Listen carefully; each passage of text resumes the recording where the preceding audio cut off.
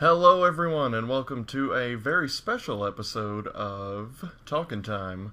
I have a guest with me for once that's not someone that's in the same room as me, and it is the one, the only, Robman. Please introduce yourself. Hello, I'm Rob Man. That's the nom de plume. Anyway, co-host on Happy Console Gamer, Mega Man obsessed gamer nut, Canadian. Sorry about that. We're sorry about everything. And yeah, general fat bald guy that likes Nintendo. So there you go. All right. Well, today's discussion is going to be just Mega Man based. It's going to be more of an interview style, but maybe we'll throw questions back and forth. It's going to be fun, so let's just get to it. So how did you get into Mega Man, and what made you stick with the series for so long? Well, getting into it is hilarious because, to be honest, I never wanted to play that game. Mm-hmm. I would see the cover. There was a video store near us when I was growing up in North Delta, out your little suburb of Vancouver in BC. Okay. And there's a video store called Classic Video. And what they used to do is they had all the NES game boxes for the games they had for rent pinned up on the wall. Uh-huh. But when you wanted to rent it, they had black and white photocopies of the front cover kind of glued to cardboard that they hang on pegs. Oh, okay. And if that cover was there, you could rent that game. Now, every time I looked at either the box on the wall or the photocopied cover for Mega Man sitting there on that peg, I absolutely no, I'm not playing that. Look at that. I'm not playing that. Have you seen this? Mega Man 1, right? Yeah, Okay. the very first one. And so I was just no, I'm never playing that. But fast forward a little while, and I can't remember what the circumstances were or whatever, but I was going to be renting a game for the weekend. Mm-hmm. And so my dad drove me out to Classic Video, and I rented Castlevania 2. I hadn't played it before. I think it was fairly newly out. But I rented Castlevania 2. I'm all excited that I get to play this. It's going to be great. Get home, and it turns out my mom had stopped there on her way home from work and rented me Mega Man. And I kind of, Not this game. well, okay, let's make mom happy and, put it in for a minute, and we can say we tried it and then move on. Right. And I put it in, and after about 5 minutes, I was glued. Just, it broke so many rules of gaming at that time. Right. You don't have a list of power-ups that are just there or that you just pick up from random enemies. You choose which order you're going to do all the levels in. It's not a linear story in that way. And the whole idea that your power-ups come from defeating enemies but then can be used on other bosses. That just was like mind-blowing. I'm looking at this game going, you're giving me far too much control. I have no idea. Oh my god. And the graphics, of course, were so not what you would expect from box art like that. The little sort of cartoony looking Mega Man in his blue and turquoise outfit, he had the gun for a hand, and the sounds, everything of it just struck a chord in me. For some reason, everything about that game was just like, this is a game made perfectly for me. I love it. And I couldn't get enough. What cemented that was when Mega Man 2 was released. And I rented it from another video store nearby. I didn't know it was out. And this video store was about a 20-minute bike ride from my house. Oh, wow. And I asked the guy at the store, can you hold on to this while I go get money to rent it? No. We don't do that. I rode that bike faster than any human being should be able to move on two wheels. I'm pretty sure some guy in a Kawasaki Ninja was like, what the hell was that just went past? So, flaming tire prints all the way up to my front door. Run in the front door. Oh my god, my parents said, what? Mega Man 2, want to run a game? Can I get a... And they gave me the money and they're like, just go away. Noise, child, please. And back, flaming tire prints in the front door. It was still there. Rented it, took it home, and played it all night. Like, to the point that after a couple of hours of playing straight, my parents insisted on setting a small TV in the dining room with my Nintendo attached to it so that they could use the main TV for watching their shows and movies, whatever. So I had a completely uninterrupted game playing session on this, and I finished it that night. Oh, really? And then finished it again the next day. Man. And it was just that was it. It was my most favorite game of all time, and to this day still is. Well, good. How old were you at the time? Oh jeez. About. Like 10 or 11, somewhere around there. Oh, okay. That's that's the perfect time to find your favorite game. Oh man, and it go ahead. Oh yeah, just they stick with you like so well because that's about how old I was when I really started to hit those games that I still go back to today, and it's just the most amazing feeling just to look back on.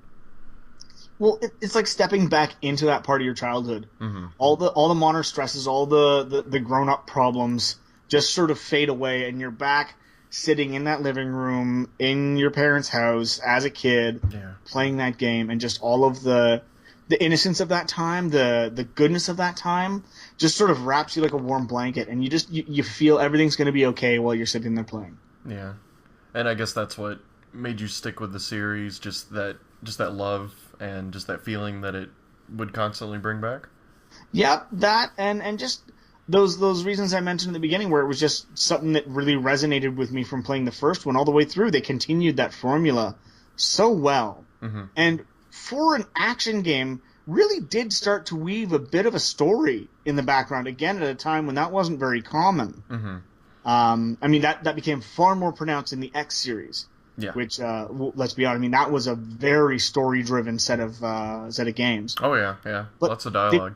But Classic Series certainly has its own canon, and I mean, well, they've had 2 comic series so far. One that was a short-lived one from, I believe it was Dreamwave, and they've got the ongoing one from Archie, which is quite spectacular, based on the Classic Series. And you know, I mean, this is, again, a set of platformers that originated on the NES that didn't really have all that much room for exposition and story. So yeah, like the most story that you would get without digging too deep was, it's not Wily, it actually is Wily. But once you actually dug a little bit deeper, you know, there was a really compelling yet simple story that it's charming. I think that's a really good word for it.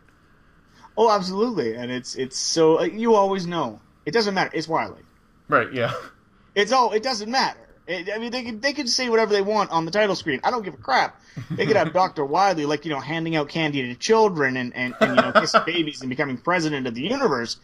He's still the bad guy. I don't care. That's one thing I really liked about Mega Man 9. How he was like, oh, it's Dr. Light. It wasn't me this time. Now give me money in my Swiss bank account. Like, it was so campy, but it was, you know, it was perfect. It hit all the right notes. But speaking of the Archie comic, do you have any thoughts on it? Have you read all of it, or? Up to a certain point, there came a point where it's been difficult for me to pick up my regular comic monthly box because funds are not the best. But I mean, from what I've read and everything that I've read of it, it is excellent. Yeah. I mean, the art, it's great. The art is. Oh, go ahead. Oh, I'm just agreeing. It's great.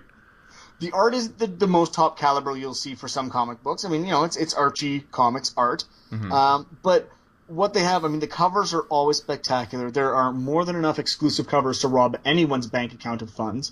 You know, like special alternative covers and things.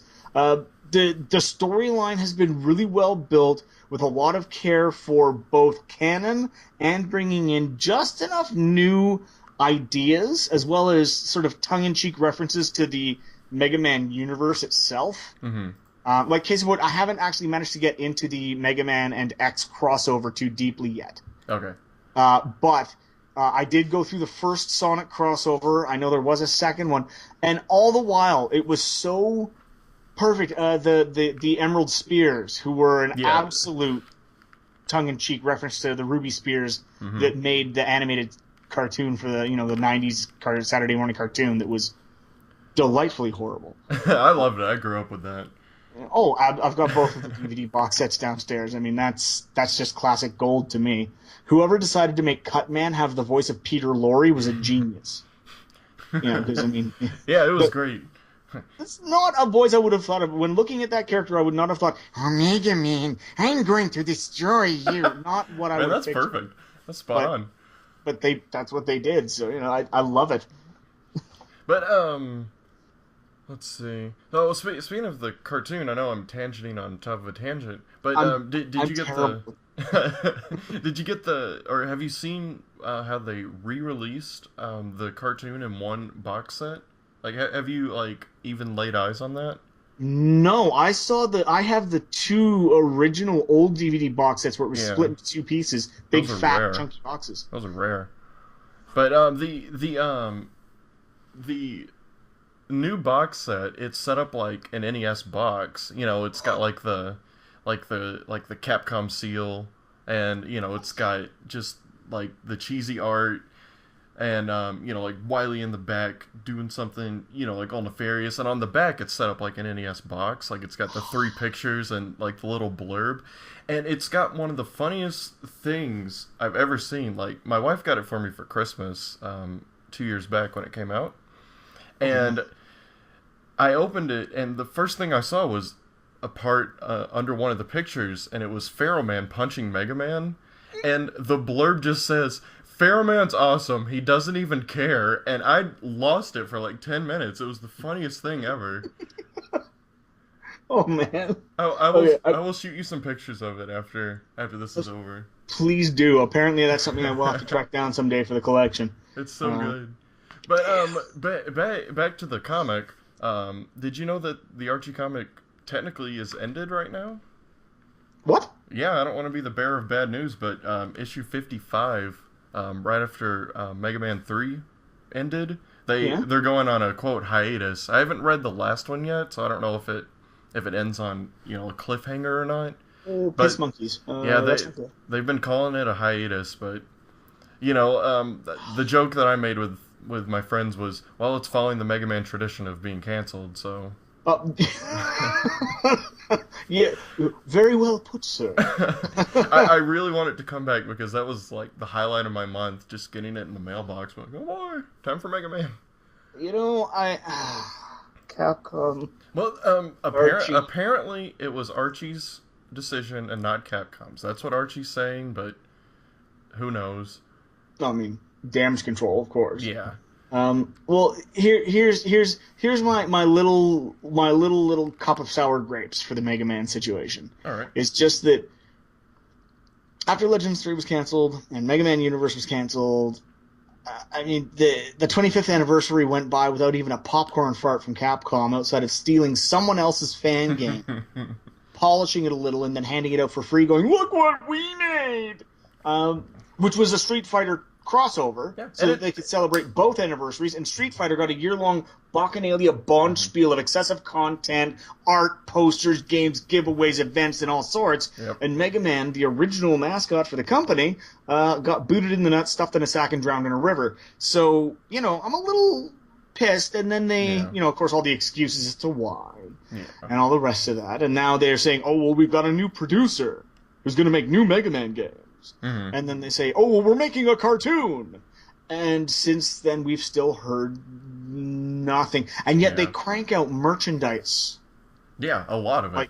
Like the mini replica helmet statues, and then the tiny replica helmets that were exclusive to loot crates. Mhm. And then the wearable helmet, the Mega Man Mega Buster you can get on ThinkGeek. And I'm looking at this going, okay, this is all really, really cool. It's really, really cool. It's also prohibitively expensive, you cocknut bastards. I hope I can say that on this. But Yep. but it's, you know, guys, okay, quit bleeding us so that you can put that money into Street Fighter. Mm-hmm. Bleed the Street Fighter guys for a while. Make a bunch of Ryu statues, or, you know, an inflatable Ken doll or something. I hadn't even thought of it that way. Yeah, Like, they're why just don't- taking that money and throwing it into something else. Yeah, Well, I don't see them throwing it into Mega Man. yeah, it's true. So, you know, make, you know, $200 wearable helmets with LEDs and stuff that look great and everything, but how about you make a game? Mm-hmm. Just Yeah. thought. I'm gonna, you know, like, why not? At the very least, why don't you do a 16-bit Mega Man X sequel? Yes. Like you Please. did with Mega Man 8, 9, and 10 for the NES style, okay? Give us that. I like once 9 came out and then 10 was like when it was still in the rumor phase. I was like, we're getting X9 next, or like a side X game or something, because it just Oh. where's the love for the X games? And then nope, nothing. Like you Well- get X as a costume in Marvel vs. Capcom 3, and that's about it. Yeah, after it, yeah. But there was going to be a Mega Man X first-person shooter. Yeah, I saw that. Done by the team that did the Metroid Prime games, which got axed as well. Yeah. At the same time as Universe and Legend 3. Got axed before it was even shown. So, yeah. It's concerning to me that they will continue to make money off of this franchise without actually putting out any damn games. Yeah. And like the sad part is, I know people like me will still buy this stuff because it's nice stuff, and they know that they have a thing going, and it's sad. Well, I mean, when I can afford them, yeah, I'll buy them too. And I recently actually stopped my boycott of Capcom. Yeah, I saw that. So it's but they've announced and they are releasing the Mega Man Legacy Collection. It's out digitally now, but they will be releasing physical copies for the Xbox One and the PS4, and it's available, and for the 3DS, and it's available downloadable for those right now. But I mean, it's only 1 to 6. Yeah. And let's say, okay, so they've put on some online, leaderboards and a few challenges and some art. Okay, well, I've owned the R20 book. I own the R25 book. I've got the imported, or the North American release of Mega Man Complete Works and Mega Man X Complete Works, which is basically the Japanese R20 split in two. Like, I have this stuff, and I've got 1 to 6. I've got 1 to 6 on my NES. I've got 1 to 6 the imported versions they released on the PS1. I've got 1 to 6 and more on the Xbox, the PlayStation 2, and the GameCube when they did the anniversary release that went all the way up to 7 and had some of the arcade games and Battle and Chase thrown in. I've got 1 to 6 on my 3DS. I've got 1 to 6 on my Wii. So how many more times are you guys expecting people to buy 1 to 6? Yeah. Like, nostalgia can only take you so far, guys. Like, I unfortunately am probably going to end up with... Well, I've got a friend who's helped me out, so I will end up with a copy of the Mega Man Legacy Collection for the Wii, or for the 3DS, simply because it comes with the golden Mega Man amiibo. I was actually going to bring that up if you were planning to get that. But, because of the amiibo. Yeah, the big draw for that game, for me at least, is just being in HD. It looks just crisp and beautiful, and if you don't prefer it that way, they've got, filters to make it look more CRT and, whatever. So, I mean, that at least they're doing something with it, but, give us more. Give us a level remixer or a level editor like Powered Up had. Or if you're going to go so far as to make it look HD, do some really, really nice hand-drawn animated graphics. Like, really, the way that when they did the Street Fighter Hyper Fighting Edition and they got Udon to do all of the art and redid all of the animation for all of the fighters. Yeah, that was beautiful. And yet it played like the arcade Super Street Fighter 2 arcade, right? Do that for Mega Man. Get the Udon guys who do amazing art.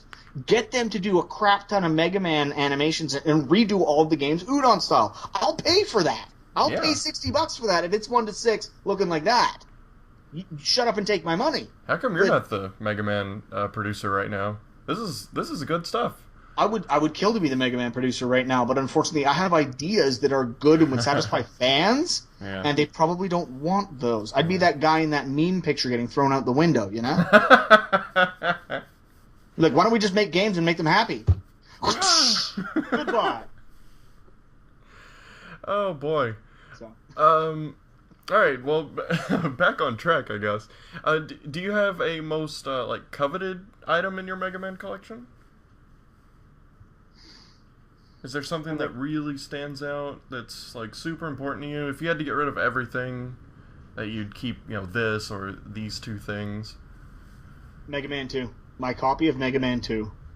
Is that your original copy from when you were from the first time you bought it, I guess?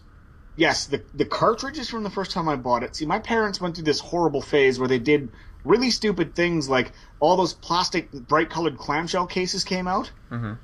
And so they went out and bought a bunch of them and put my games in them and threw out the boxes. Oh, no. Oh, yeah. So my cartridge is from that. The manual, unfortunately, I don't know where it disappeared to over the years. So the manual is from a little retro shop in Victoria on Vancouver Island. They had this massive box full of manuals. They're like, yeah, help yourself, root through.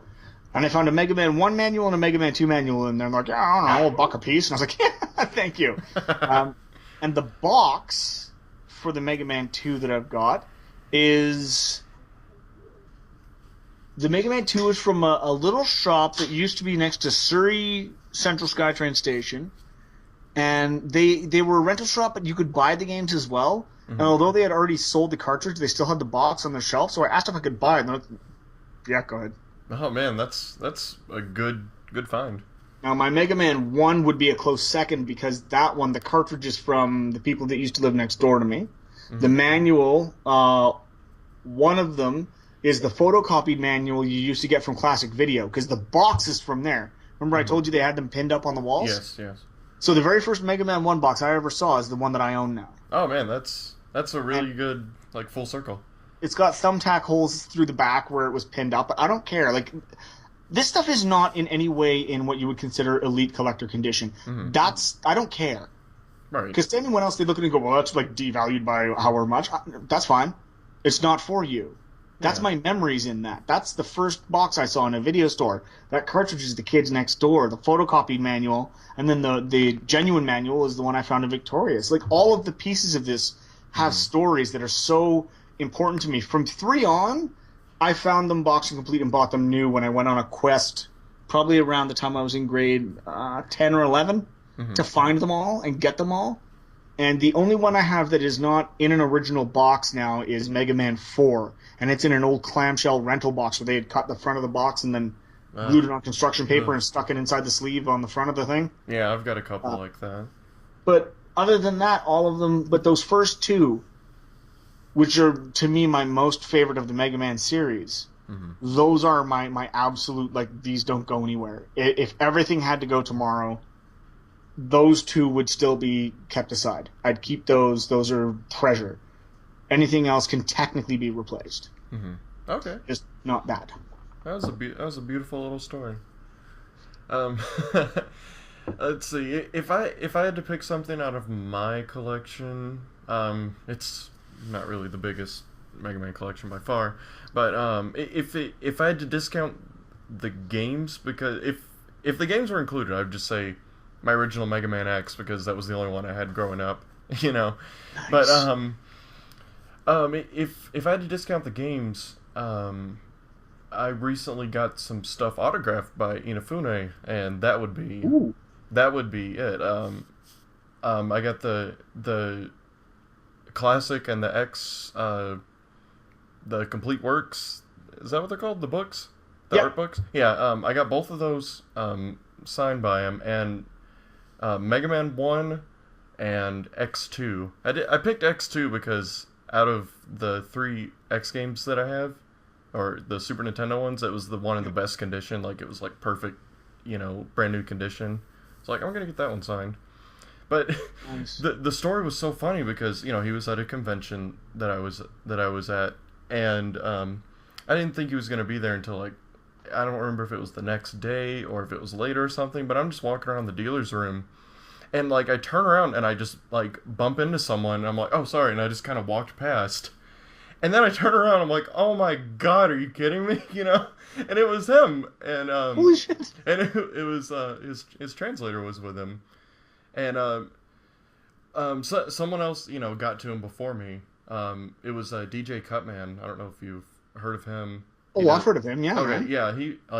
He was the one that flagged him down and asked for an autograph. And that's when it kind of sunk in, and I couldn't speak. I was just taken off guard, and I just happened to be carrying some stuff with me, and I just kind of shakingly handed it to him, and he signed it. And he was so cool and humble. Have you met him? Have you met him before? No, I have not. I have 2 things signed by him, but I have never met him. Oh, what's the other thing? I know you have that shirt with the Mega Man picture. Yes, which made me the most hated man on the Capcom forums because it was a runner-up prize. It wasn't even one of the main prizes. Oh, the main prizes were the white T-shirts that the actual Capcom crew wore at the announcement of Mega Man 9. Okay. Mine was a 20th anniversary shirt but it had the drawing on it. Mm-hmm. Theirs just had his signature. Oh, okay. Wow, that's even better. So when I was like, oh my god, everyone was like, can I be downgraded to runner-up, please, and get a drawing? So, But the other thing is, a really good friend of mine, Sue Lightning, if you look on either, Instagram, I think, or Facebook, she's a really awesome cosplayer. And she was at the last Comic-Con Inafune was at as a Capcom employee, strangely enough. Mm-hmm. But I had emailed her my Robman sort of logo. It's the 3 sprites, the one standing, one running, and one jumping. Yeah. And it's got the Japanese sort of pixelated writing underneath that says Robman. Right. On sort of the pale blue background. I emailed that and asked her if she could print it out, and if she sees him, get him to sign it for me. And hot damn, wouldn't you know, a couple days later, she Skypes me and she holds this up to the camera, and I just about lost it. So that's framed downstairs in the basement, because he read it. He looked at it and went, Robman? And then sort of laughed and signed it and handed it back. Oh, that's great. It's in ballpoint pen, so it's not really easy to see. Yeah. But the signature is there. And yeah. So I framed that. It's up on the wall in the man cave down there, and just... Oh, that is amazing. Someday, some glorious day, I will meet that man. When we saw him, he was doing a Q&A. It was mostly on Mega Man with Touches of Mighty Number 9. But someone had asked him to say, what am I fighting for? But, in Japanese. He didn't quite understand. I don't know what the line that Zero says in the Japanese version of X4. Yeah. I don't know what it is, because, he said it and he was like, I don't get it. And everybody just kind of laughed. I didn't get to ask him a question. The line was just massive, hours before. But, and I couldn't even think of one until, afterwards. I was, super nervous and stuff still. But the question I really wanted to ask him, and that I will ask him if I ever meet him again, are, what are the green orbs on Zero's chest? What was that? What was the thought behind that? Because the nipples? Yeah, there had to have been some sort of thought, because you don't just draw boobs on a masculine character and be like, yep. There had to have been it could have been an in joke or something. There had to have been something, and I just want to see if it gives them a laugh or something. If Batman can have bat nipples, that's Zero true. can have glowing green orbs. Okay, that's true. Yeah. Maybe that's where you just he can charge his buster 3 times, so it goes 1, 2, and then 3 out the buster. That's where he stores the energy. Yeah, there you go. He stores it in his nipples. Confirmed. You heard it Just here. do not go for a second base while he's charging. You're gonna burn yourself. Warn you now. Count your fingers when you're done. Well, some people have a rape whistle, and he's got charging nipples. That's right. Means no. Yeah. So don't go there. Zero, don't play that. Oh man. So Zero is a modern millennial woman that don't need no man. There you go. Or something. So besides what we've already discussed, do you have any other favorite Mega Man related memories that kind of stick out in your head?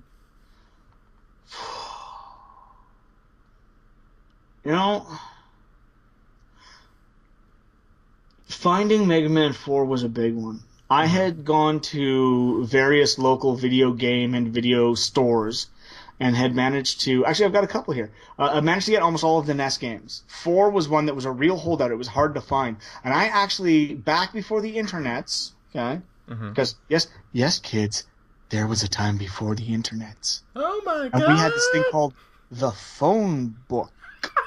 And so I pulled out the Yellow Pages. Yes, that was a thing. It's not just a website. And I looked up video stores, and I was phoning every single one in the Yellow Pages and asking if they were selling their old NES games, until I found one that was selling Mega Man 4. Oh.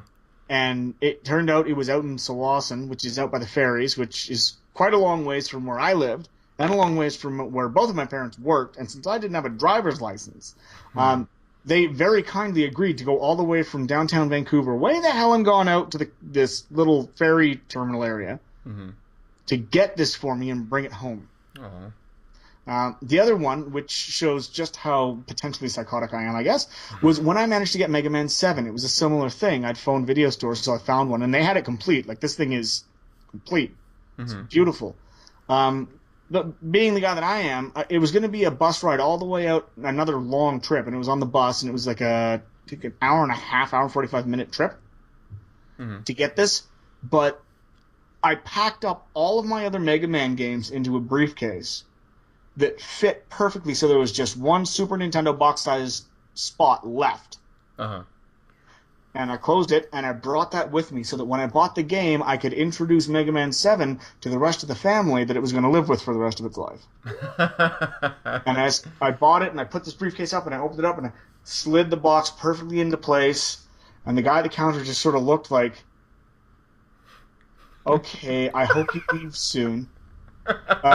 I closed the box, and I said, closed the briefcase, and thank you very much. Turned around, went back to the bus stop, and took the other hour and 45 minutes home. Oh, man. When you like were filling out your collection, was that like what was the big console then? Like was it like after all this stuff was a little bit hard to find or harder to find, I guess? I had already filled most of it out by the time 8 came around. Uh-huh. Oh, okay. So by the time the Saturn was the top dog, I had most of the other stuff already. Mm-hmm. As a matter of fact, I think I had basically all of it. Okay. Because for the most part, once we got to the Super Nintendo era, I had to go back and get Mega Man X 1 and 2 and 7. But from that point on, I was on those things because I was getting towards the edge. I had a job, I had my own money, and when they would come out, I'd just go and get them. So when it came out on the Saturn, I got it at EB Games before they had their whole pre-order policy, when you could just, if you knew someone there, they'd sock one aside for you. Yeah. And I knew the staff at almost every EB Games rather well. So that I was able to just walk in and get it on launch day. Okay. And take it home. A lot of my Saturn games came that way. Magic Knight Rayer, Saturn Bomberman. And I mean, those were like $15, $20 on launch day because the Saturn was dying out. Mm-hmm. And now apparently they're worth quite a lot of money, which I shake my head at because I don't care. Yeah. But people tell me, like, oh my god, that's so rare and valuable. Really? Well, too bad I didn't buy 8, so I could have one for myself. Nah, I'd rather just have the one. Yeah. I'm weird that way. That's sort of my thing with collecting. Because people have asked me this. I don't know if you've had this asked to you before. Mm-hmm. I'm thinking of starting collecting. What should I start with? And I look at these people and I blink for a while and I just sort of shake my head because that's not how it works. Yeah, you collect what you like. But now there's two styles of collectors. There's prestige collectors and there's gamers. Right. So the gamers, because people have also asked me, like, how'd you get such a big collection? It must have cost a fortune. I suppose so, but if you spread it out over 30 years, right? Yeah, it's not that bad. Whereas, I wanted to play all them. I played them. I didn't get rid of them. So, if you want a collection like that, buy a game, enjoy it, and then put it on your shelf. And then go buy another game, play it, and put it on your shelf. Then go buy another. Are you seeing the pattern? Yeah, you just rinse and repeat. So, but the prestige collectors are the people that want to. I went out and bought the PS4 Ghost Edition of Destiny, and I made sure not to open it or let anyone breathe on it before I sealed it in a Lexan box and had it VG rated. Well, congratulations. That and $5 will get you a cup of coffee, jackass. Like, good for you. I got the Ghost Edition for PS4, and guess what I did? I pulled the thing open, took the Ghost out, and laughed my ass off while Peter Dinklage insulted me. It was awesome. That's what it's for, So I've always been that guy. But the prestige collectors, they kind of bug me because they're the ones driving prices up, and they're the ones that are. All it's going to do is sit in a box on the shelf. They're never going to play that thing. Nope. They're just going to wait until it goes up in value and then sell it. I have approximately, I think, 6 or 7 factory-sealed NES games. And the only reason they're still factory-sealed is because I do have a loose copy to play. Yep, that was my follow-up right there. But if I didn't, they'd be open. And I'd be playing them. Yeah, why would you buy something sealed if you didn't... Like, if it's not something that you'd want to play, just... You have to have an open version, or it's just not worth it. Like, what's the point? Yeah. Oh, exactly. And that's, I mean, I started my collection cartridge only, and I made sure to have more than Lucas Barton on the Wizard, because I always remember that. And I believe it was 97. Yeah, Yeah. it was 90 some. I'm 97, and you're good at all of them. And I remember the day that I got my 98th NES game, I put the movie on and paused at that screen just so I could tell him to go fuck himself because I had more games than him. Yes, I'm that much of a huge colossal nerd. This is the truth. Hey, nothing wrong with that. But I was just like, yes, I have more games than you, and I'm good at all of them too, loser. Here's this grown man yelling at his television. Now I'm going to use the power glove on it. Yeah, I love the power glove. It's so bad. There's only one game that I have that's sealed that I don't have another copy of, and it's not even factory sealed. I keep it in the shrink wrap that the game store had it in. Okay. Just because it's got the price sticker on it, because it's Flintstone Surprise at Dinosaur Peak, and that's like a really, really rare game, and I happened to stumble on it. It was $5, and I keep it as like a trophy. It's like, look what I got for $5, you know. See, that's different. That's wild game hunting trophies. Yeah. Some of those exist, and that I'm okay with. Like, if you knew what it was ahead of time, you knew it was really rare, and you found it for like $3, and you were like, holy, oh my lord, I need to get this fucker into my collection right now, eh? Then, sorry, Canadian style, but fair enough. Yeah. It's the person that would buy that and then immediately take it home, get it sealed in that Lexan box, and then put it on eBay for $5,000. Yeah, that's the guy I don't like. Yeah, I just have it like sitting in like just like a little crate because I don't have any place for it. You know, it's just I picked it up because I knew I'd never find it again for that price, and it has a nifty little price sticker. I'm like, oh hey, look what I did, and that that was it. But let's see, getting back to Mega Man memories. Yes. I know we're having a lot of fun. I'm terrible with. I warned you before. I'll tell you. I am terrible with tangents. I will take them all the way to Terre Haute. I'm not kidding. There's absolutely no problem. But let's see. I have two memories that really come to mind. One was like you tracking down all of the classic series.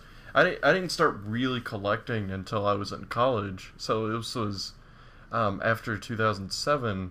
So I think about 2008-9 is when I really started to, want to fill up my collection, because I was like, I'm never gonna have these Mega Man games unless I go find them. And I didn't use the internet at all. I just I worked at a game store at the time. Nice. And it was like just a used shop in a mall. It was a terrible job. Don't ever not at a mall. Don't ever do it at a mall. But we had other stores and other malls in the area, and I think I tracked down all of them that way, and it was just such an adventure, just going from store to store, like some this weekend, we'd get a call, oh, we got 3 and 4, and I'm like, oh my god, I'm coming, it was nice. It was so much fun, and like now. I look back, I didn't even think about until today, I could have just used eBay or something, but then it wouldn't be a good story. It'd be like, oh, I used eBay and I got games, the end. See, I miss the old way, where you could, there used to be a Salvation Army near us, the Salvation Army thrift store, and I used to be, and people have asked me, people have talked to Johnny about it too, he'll tell them, I used to have what we called the collecting Kavorka. Mm-hmm. Like the Seinfeld episode where Kramer's irresistible to women because he's got the Kavorka. Yeah. For me, it was that I would find these amazing, obscure, awesome, weird things in little pawn shops, but I'd go looking. Mm-hmm. So yeah, I remember that being mentioned. I'd go into like the shitty end of town, and I'd make sure that I, ripped jeans with dirt smeared on them, and messed up hair and dirty clothes, and looking half beat up to make sure that I didn't, draw attention, scrubby, clean white kid from the suburbs coming through. Right. Yeah. And I'd go into all these shops, but I would find stuff, and they'd be asking like piss cheap prices for it. Yeah, because no one that's there is looking for that, and they got to get rid of it. Well, exactly. And I found a mint condition Phantasy Star 1 for the Sega Master System for like $5. I'd find all these sorts of things. I found a laser disc of the Goonies 2 that I gave to John. Mm-hmm. That was like $10. Like I would find these things, and at that Salvation Army, I was finding stuff, and they knew me so well by then. Like I found a TurboGrafx with all the original cables and 11 game cards, and it was like $10. They had a Sega Saturn, an import Japanese Sega Saturn, the white one with the VCD playing chip in it. The analog, or no, that was just the Saturn console with the power cable and the video cables and a controller, and they wanted 10. What, 10? Yeah. Goodness. There was a kid up the street doing a garage sale. I don't know how this kid got it. I mean, he was like 13-year-old snot-nosed punk kid, and he had the import white Saturn, and this was the one with the VCD chip in it. Mm-hmm. It had the white controller, the white analog controller, the white steering wheel from Japan, and about 3 or 4 games, and he just wanted $5. Just get it out of here. What? Wow. Maybe his like uncle died or something. I don't know. Inherited it. I didn't question. Just took it before he changed his mind. So these kind of things used to happen to me all the time. As a matter of fact, one more tangentiary story, one that my wife loves so much. I don't know why she agreed to marry me. The Salvation Army used to have a window in the front where they would put stuff out that would only be sold Saturday morning. Okay. At open on Saturday morning, that stuff was available, and that was the only time. And there were 7 Sega Saturn games in there. So they had Super Puzzle Fighter 2 Turbo. They had Virtual on a Ratio Tangram, Fighters Mega Mix. Oh god, what's that one called? It was the RPG from the guys that did Alundra. Dark something. I can't remember now. Dark Savior. They had Shining Wisdom. They had there's one other that I got from there. There was Legend of Oasis, but I already had that. Mm-hmm. And there was one other. Oh, Darkstalkers. The actual Darkstalkers fighting game. Okay. For the Saturn, which was like the definitive version. Mm-hmm. So those 7 were sitting in the window, and they wanted $2 a piece. Wow, what? Complete. Cases, instructions, discs, excellent. $2 a piece. Man. So Saturday morning, I was there at 4 and you came at 5, right? Okay. I was there at 5. They opened at 10. Oh no. I was there at 5 in the morning and I was 3rd in line. Wow. Did they put the Saturday stuff, like, did they show that the day before? It was up for an entire week before. Oh, and then they just sell it on the Saturday? So they'd set up the window the Saturday afternoon after they'd cleared that stuff out. They'd set up a new one. Mm-hmm. And then the next Saturday you would have to be there to get it. Right, so I'm 3rd in line. There's a couple of elderly folks in line ahead of me. And, of course, the first question that's asked is, so what are you here for? And, so they were there for some other things. And I said, I'm here for these video games. And they said, well, now, you can only take 3 items from the window, right? And I was like, what? Oh, no. So the cell phone comes out, and I phone the wife, who's comfortably in bed. This is a Saturday morning, and it was winter. And it's balls cold. And I phoned her, and I was like, can you come wait with me so I can get all the games?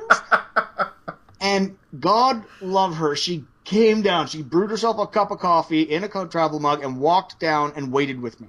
Oh, that's true love. Oh, God, that's more than true love. That's a lifetime of indentured servitude for me. So, so there we are. And as the morning goes on, more and more people, the lineup ends up like all the way up the street of people waiting for stuff in this window. And at 9, before they open, at 9 o'clock, they come out and they start handing out stickers with numbers on them. The number is your place in line. Mm-hmm. Once that's done, piss off for the next hour, because then they will call the numbers when the doors open at 10, and you have to hand over the sticker before you can get your stuff. Right. So all these numbers are handed out. I've got number 3, she's got number 4, and then everyone's all mingling, and everyone's asking each other, what are you here for, what are you waiting for? And I noticed there was a larger number than average of sort of younger to, like mid to late teens, early adult guys in the lineup. And so, wander around the missus, and we're chatting with this person, chatting with that person, and one of these guys comes up and says, hey, what are you waiting for? And I was like, see the Saturn games? waiting for those. He's like, yeah, well, like, I'm number 10, bro. I said, that's cool. I'm number 3.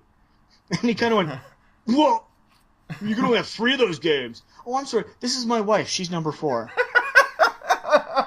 And the guy, and then everybody else around that age, their ears perked up. And they all came over like, what? What's going on? What's going on? This dude's number 3 and he's taking them all. And they all left, really pissed off. That's amazing. All I could say to them was like, gotta get up earlier, dude. Yeah. I've been here since 5. Screw you. That is so good. Oh, the stupid things I've done for gaming. Hey, it makes good stories. Like that was why I wanted you to be on here. You have such good stories, and it's just this is just fantastic. Do you know John and I have been accused of making them up? Really? But they're so genuine. Some guy accuses us of making them up because he's like, there's no way anyone's that into video games. You just make these up to sound cool. And the funny thing is, we're like, one, when we were into this stuff, this was not cool. Yeah. Okay? You get your ass kicked for being into this stuff. Mm-hmm. And 2, why would we waste our time making up stories about being extra nerdy? Yeah. You know? Wow. But I just thought it was hilarious. Like, you make those up. Okay. That's really funny. That's the thing. But no, we've just lived really weird lives. Yeah. Hey, it's nothing wrong with that. Like I said, you get stories, and like that's what got me so attracted, because you two sitting around talking was just my favorite thing in the world.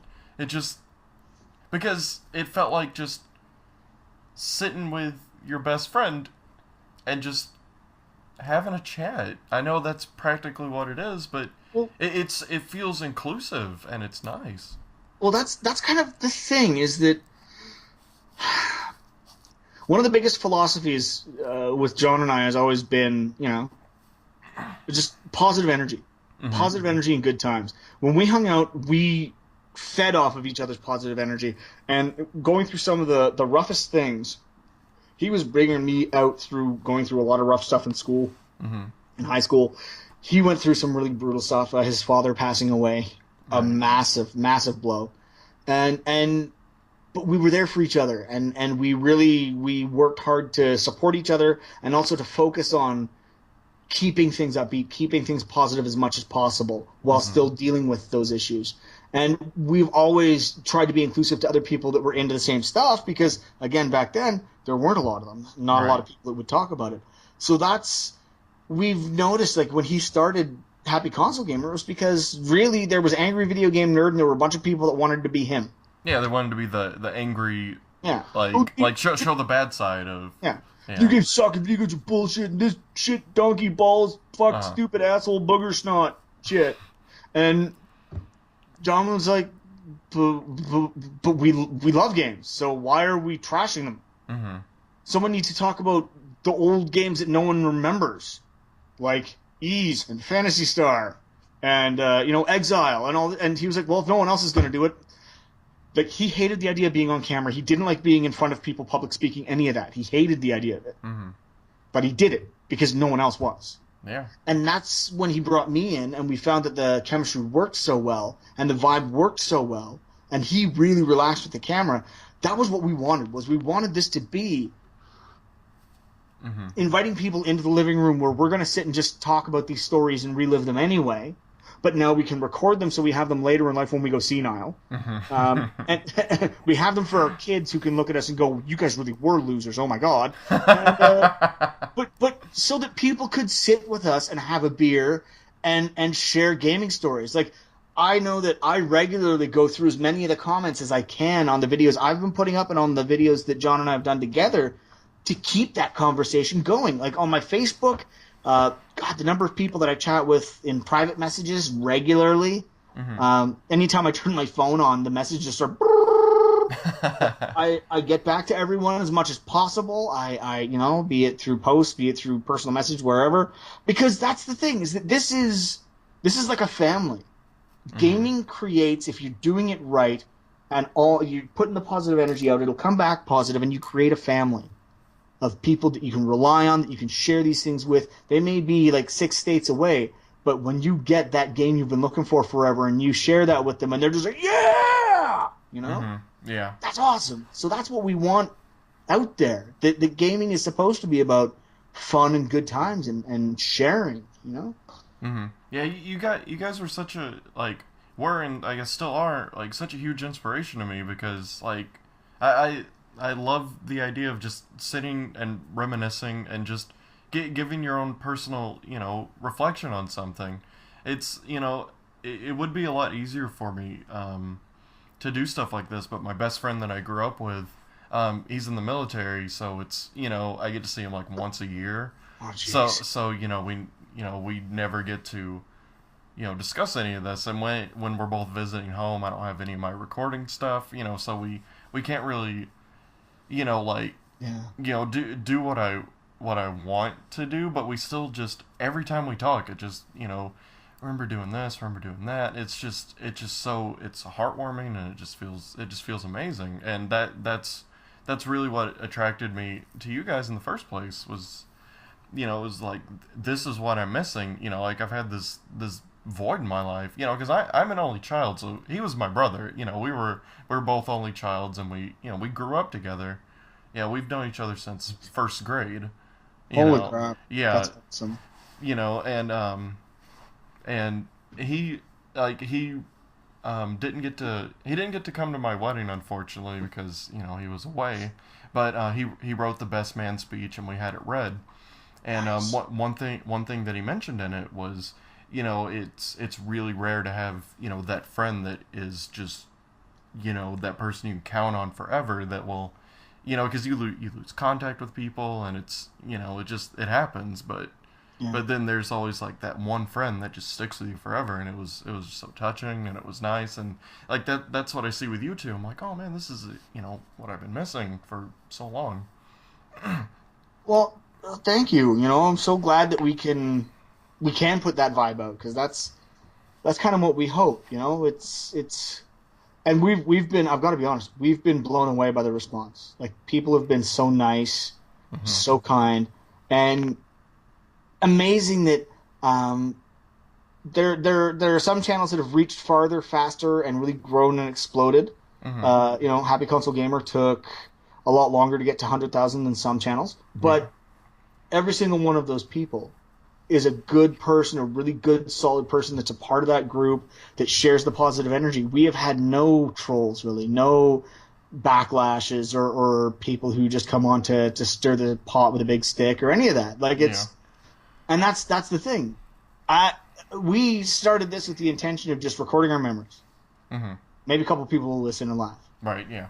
The fact that it went as far as it did is mind blowing because what? and I've recently started doing some of my own stuff just for fun because I'm once again off the job wagon and looking desperately, but in the meantime I wanted something to do, and I've done some streaming and people have enjoyed it, so I thought, oh no, I've got a crap ass webcam, I've got a broken laptop I can HDMI into my TV, maybe I can record a few things and just sort of put some stuff out there that people have asked me about over the years. So what the hell, let's try it. And the response again has been so supportive, so fantastic. So, we really appreciate that you guys have given us the opportunity to do this. Yeah, it is. Well, it's a pleasure because it's fun to watch. It's genuine, which is something you can't say about a lot of stuff. Now that people just throw out there, and it's just nice. I love it. No, thanks, man. That's what we're going for. So we're glad we can keep it going. And see, like so many, like you've got a show going now, and that's great. And what I saw of it was fantastic. And it felt very similar. Like it really felt like I was sitting there with you and your friend. Yeah. And there were so many times that I wanted to shout out something, but I was like, well, I'm just watching a video. I can't Yeah. But it felt like that. Like I could just shout something and sort of join in the jokes. Yeah, because we don't like the typical like stuff that you would see, like just the lowest common denominator stuff that gets really popular, like just the meme spewing, just I'm gonna be loud and crazy and jump cut, like just that stuff. It just that was my intention from the beginning was just I wanted it to be like we're sitting here talking. It's like you're here, you know. It's just kind of like hanging out and watching a game, you know, maybe learning something, you know. It's just that's all it was. Well, that's awesome. And by the way, kudos for getting the uppercut in Mega Man X2 because I've still never managed it. So, you know, damn. I've gotten the fireball in the first one, but the uppercut in the second one, I have not managed it yet, and that's one hell of an achievement. So, holy crap, dude. That's hats off. Yes. But, and my other favorite Mega Man related memory. Yes, I'm sorry. Let us travel now back to the main thread. Now that I've taken it all the way out to Hawaii and back. Hey, it was a nice vacation. I almost got a tan. But my other favorite memory, it was the day before Mega Man 10 came out, and I was so excited. You know, because, like, one of my old roommates from college, you know, he found me and he's like, dude, Mega Man 10, you know, it's happening.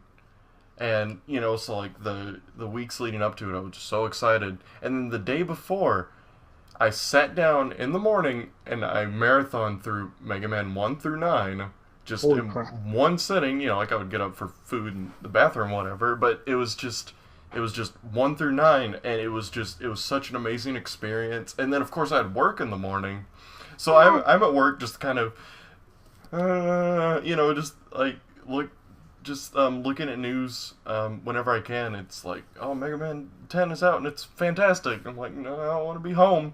And I worked at an elementary school as like a tutor, and there was this one kid there, and like, I would wear, you know, video game shirts sometimes. He'd be like, oh, yeah, that's Mega Man, you know. It's like, yeah. You know, so me and him kind of, you know, I guess bonded as much as, you know, like a student and teacher could. Right Yeah, on. you know, and we would just talk video games sometimes. I was like, Mega Man 10, I want to go home. It was just really funny.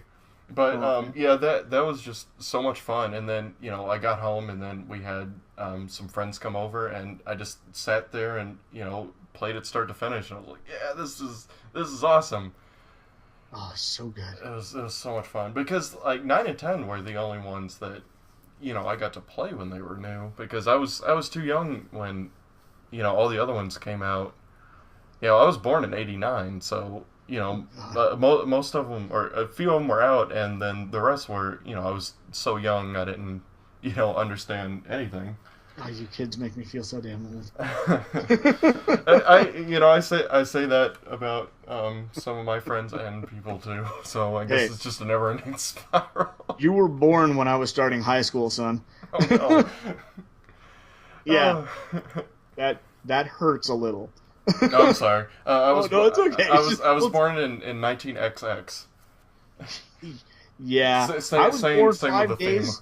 I was born 5 days before 5 days after Star Wars premiered in theaters. Huh. 1977, May 30th. Wow. Well, hey. It premiered on May 25th. Hey, it doesn't matter age. It's just games that's bringing us together, and that's what it's all about. Man. That's good. It's just I'm at the point now where I'll just sit on the front porch with a cane in my aluminum frame lawn chair, shaking at the kids and yell, "Get off my lawn! You don't know first person shooting anyway. You damn kids couldn't platform your way out of a wet paper bag, damn you! I remember in my day you got 3 lives and no continues, and that's how we liked it, you bastards. Why don't you go home and practice your Super Mario Brothers?" It's like real life Cranky Kong. I love it. Jeez. Yeah, that's pretty much me in a nutshell. You damn kids these days, no respect for the classics. I'd like to see you beat Adventure on the Atari, you little prick. You wouldn't even know which blob was you. You find the Easter egg, I dare you. And back then all it was some asshole's name, and we liked it fine. Very much. Oh, God. Okay, so... I can't wait till I'm in a retirement home someday. Telling Peach or Zelda? Which one are you this time? Telling old war stories about when you toppled Dr. Wily for like the 10th time. And I kept pushing the B button, and they wouldn't let me shoot the bastard. What's the matter with them? Everyone knows he's just gonna do it again. I lost so many health tanks to that son of a bitch. I owe him. That's what caused the E-Tank drought of '06. Hey everyone, Maria here. The conversation is only half over, so be sure to tune in next time. Big thanks to Robman for joining Jonathan, and thank you all for watching. The rest will be coming soon, so subscribe and you'll be notified as soon as it comes out. If Robman brought you here, then you probably like Mega Man, so why not watch Jonathan and Greg play through Mega Man X2 and have a good time? And if this is your first time meeting Robman, you can check out his Silent Hill 2 review and his Mega Man series review, plus a few others. Thanks again for watching, and see you in part 2.